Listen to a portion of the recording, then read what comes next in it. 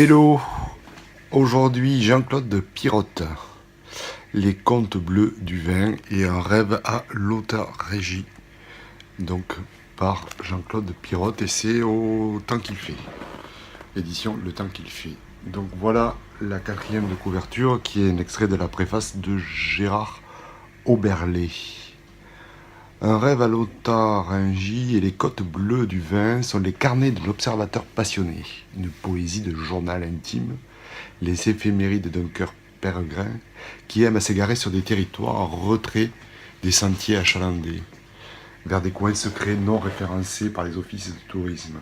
Les pays les plus mal aimés sont les plus chers à mon âme. Signe distinctif de toute grande poésie, il existe un univers Pirotte. Tout un monde de diversités inattendues, majestueuses, brèves et secrètes tortilles, solennité héroïque et veine populaire, alluvion mythique. Une constante vigilance de l'esprit et du cœur, un univers où les frontières entre le réel et l'imaginaire, entre le rêve et la vie, s'estompent et disparaissent. Alors, quelques passages, donc voilà, c'est des chroniques des errances de Jean-Claude Pirotte dans ces vignes de Bourgogne, surtout la Bourgogne. Alors, voilà une chronique, page 75. Les bienfaits du tabac.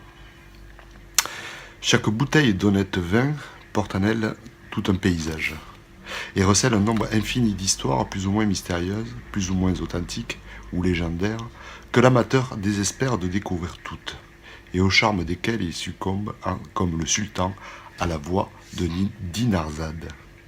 L'amour, affirmait Jacques Chardon, c'est beaucoup plus que l'amour. Le vin, c'est beaucoup plus que le vin. Mais imaginez qu'un jour, l'amateur par excellence, le viticulteur, cesse d'entendre la parole et le chant de son vin.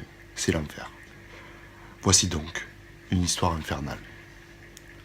Lorsque je vivais dans la côte, j'avais coutume, 1 à 2 fois la semaine, de rendre visite à mon vieil ami Dédé, à l'heure la plus propice de la dégustation, c'est-à-dire aux approches de midi. Je traversais le village d'un pas allègre, insensible aux sollicitations et honté des copains accoudés aux uns de la Renée ou de l'Huguette, les 2 bistrots qui encadrent le parvis de l'église. Dédé m'attendait, la gitane maïs au coin des lèvres, et nous descendions illico les marches de la cave. Vous qui me disiez, vous savez quel parfum mystique règne dans ces antiques caves voûtées de la côte. Et l'évocation du contenu de celle de Dédé, par exemple, provoque toujours en moi l'incomparable frisson de respect gourmand qui me tient lieu, Dieu me pardonne, de sentiments religieux. Une religion chargée de soufre, j'en conviens, puisque l'officiant et le prosélyte y commettaient le sacrilège de pétuner pendant l'office. Oui, alors que nous goûtions le chambertin Claude Bèze, nous allumions nos cigarettes et nous devisions en citant Roupnel. Il mêle la grâce à la vigueur, il associe la fermeté et la force à la finesse et à la délicatesse, et toutes ces qualités contraires lui composent l'admirable synthèse d'une générosité unique et d'une vertu complète. Il est à lui seul tout le grand Bourgogne possible. Tel était bien le chambertin de Dédé. Or, quelque temps plus tard, ma vie vagabonde devant m'éloigner de la côte, lorsque je revins au village, un an s'était écoulé.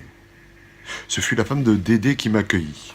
« Descendons à la cave, me dit-elle. » Voilà qui était pour le moins surprenant d'entendre une vigneronne proposer aux visiteurs, en dépit des usages, les honneurs de la cave. « Mais Dédé, comment va-t-il donc ?»« Mal, si tu savais. »« Quoi donc, bon sang, malade ?»« Oui et non, il ne fume plus. »« Bah, la belle affaire. »« Tu ne comprends pas, c'est terrible au contraire. Il ne met plus les pieds à la cave, il se ronge, il ne goûte plus son vin. Il prétend que son vin n'a plus de goût, il est méconnaissable et le pire, il rate ses cuvées. Non, j'en pleurerai, c'est infernal. Dois-je vous décrire cette tristesse? Nous nous regardions navrés, le vin ternissé dans la pipette. Quelques mois plus tard, Dédé s'est remis à fumer, le vin a restauré ses arômes et ses parfums. Nous nous sommes retrouvés à la cave, Dédé et moi. Le paradis était reconquis. Voici donc une histoire immorale, très morale. Jamais plus Dédé la raté de cuvée. Voilà. Jean-Claude Pirotte, Les Contes bleus du vin et un rêve à l'autarrégie, aux éditions Le Temps qu'il fait. Salut.